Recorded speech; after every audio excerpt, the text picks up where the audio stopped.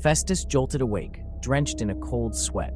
The remnants of the nightmare clung to him like cobwebs. A shadowy figure with eyes like burning coals. An ancient house, its windows like vacant eyes. He could still feel the icy dread that had gripped him. The tour.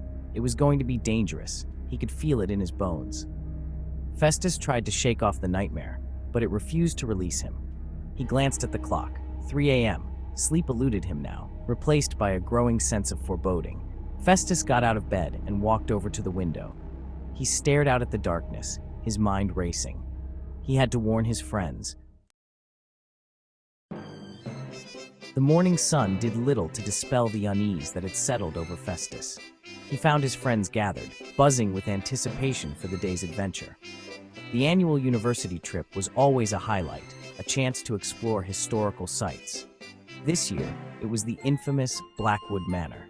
Shrouded in local legends and whispered rumors, the manor held a morbid allure for many. Not Festus. He couldn't shake the feeling of dread since his nightmare. "You all right, Festus? You look like you've seen a ghost," chuckled Japhet, his closest friend. Festus, just excited, you know? It's not every day you get to explore a haunted house. The bus rumbled to life, its engine groaning like a beast awakening from slumber. As they pulled away, Festus stole one last glance at the familiar building. He couldn't shake off the feeling that he was leaving behind safety. The journey was long, the scenery outside the bus window changing from bustling cityscapes to desolate countryside. The further they traveled from the city, the heavier Festus's heart felt.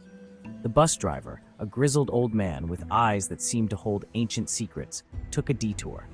Road closures. Festus felt a knot of anxiety tighten in his stomach. They were lost. The realization hit him like a physical blow. They were lost and heading deeper into unknown territory. The nightmare flashed back into his mind, vivid and terrifying. He looked around at his friends, their faces filled with excitement. How could they be so oblivious? Didn't they feel the oppressive atmosphere, sense the danger lurking beneath the surface? As the bus rattled down an unmarked dirt road, Festus knew. This was no ordinary detour. This was the path to the place from his nightmare, the wrong house. The bus sputtered to a stop before a dilapidated iron gate, its bars twisted and broken.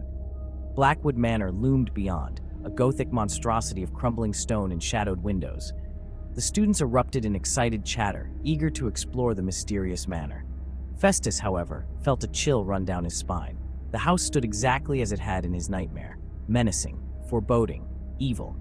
"Festus, guys, I don't think this is a good idea. This place, it feels wrong."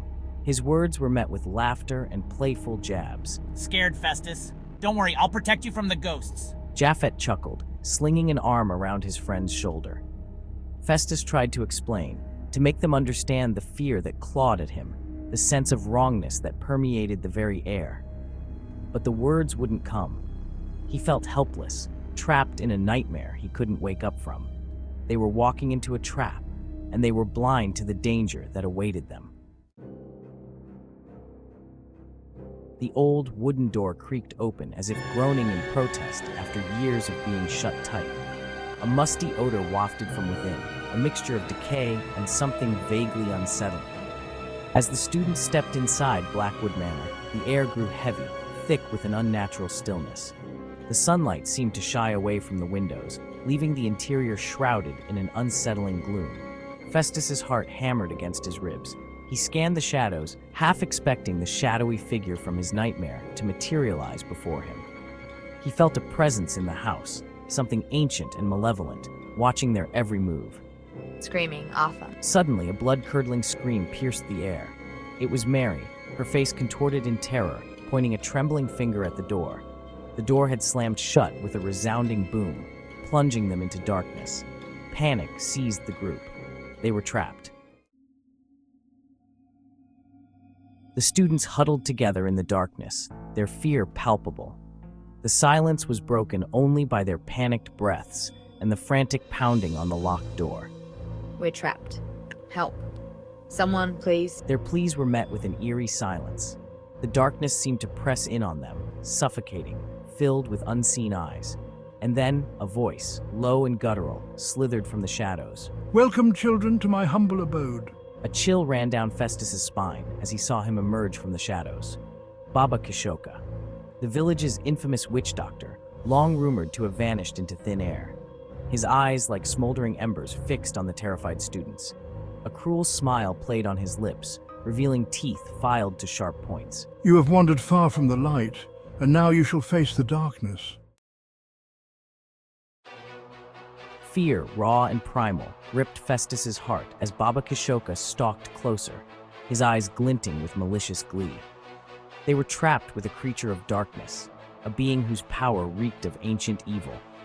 Festus's hand instinctively went to his pocket, clutching the small silver cross he always carried, the cross of Jesus. A gift from his grandmother, it had always been a source of comfort, a reminder of faith's unwavering strength. We need to fight back.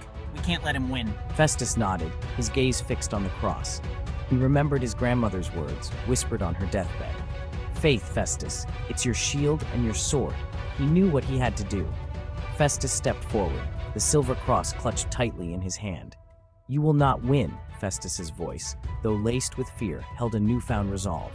The power of faith will defeat you. Foolish mortal. You think a trinket will save you from my wrath?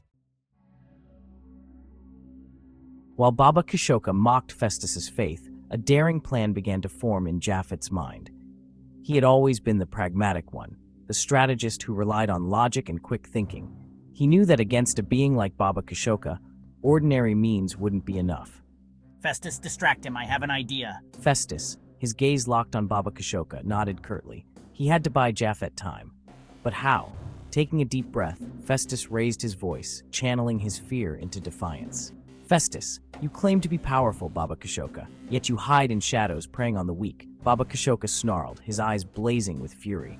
You dare question my power, boy, you will pay dearly for your insolence. As Baba Kishoka lunged towards Festus, his attention momentarily diverted. Japhet saw his chance.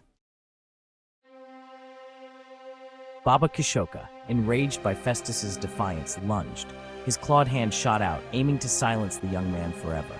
But Festus stood his ground. He held up the silver cross, its surface reflecting the faintest glimmer of light in the oppressive darkness. Festus, in the name of Jesus, I banish you. A blinding light erupted from the silver cross, bathing the manor in an ethereal glow. Baba Kishoka shrieked, a sound filled with pain and fury.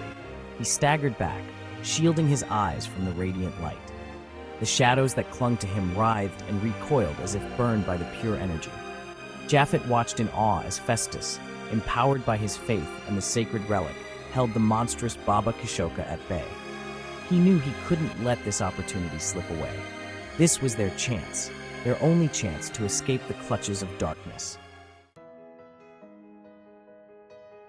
The blinding light from the cross illuminated a previously hidden passageway, a secret route concealed behind a dusty tapestry. This way! Japhet shouted, urging his fellow students towards the newfound escape route. Panic momentarily forgotten, the students scrambled towards the passageway, their eyes wide with a mix of fear and newfound hope. Baba Kishoka, momentarily weakened by the radiant light, roared in frustration. You cannot hide from me. You will never escape your fate. But his threats were drowned out by the clatter of footsteps as the students, led by Japhet and a resolute Festus, disappeared into the secret passageway. The stone walls seemed to close in behind them, swallowing the light and the terrifying presence of Baba Kishoka. They were escaping the darkness, guided by faith and the desperate will to survive. They emerged from the secret passageway, blinking in the warm sunlight that seemed blinding after the oppressive darkness of the manor. Gasping for breath, the students collapsed onto the soft earth, their bodies trembling with relief and exhaustion. They were safe. They had escaped the clutches of Baba Kishoka, the nightmare that had ensnared them in Blackwood Manor. Festus, clutching the silver cross that had been their salvation, looked at his friends, their faces etched with a mixture of relief and awe. They had faced their fears, stared into the abyss of darkness, and emerged victorious. The experience had shaken them to their core, but it had also forged an unbreakable bond between them. They had learned the true power of faith, the unwavering strength that resided within them. As they walked away from the looming shadow of Blackwood Manor, the rising sun painting the sky in hues of gold and crimson, they knew they would never forget their harrowing encounter with evil. Nor would they forget the importance of faith, the unwavering light that had guided them out of the darkness.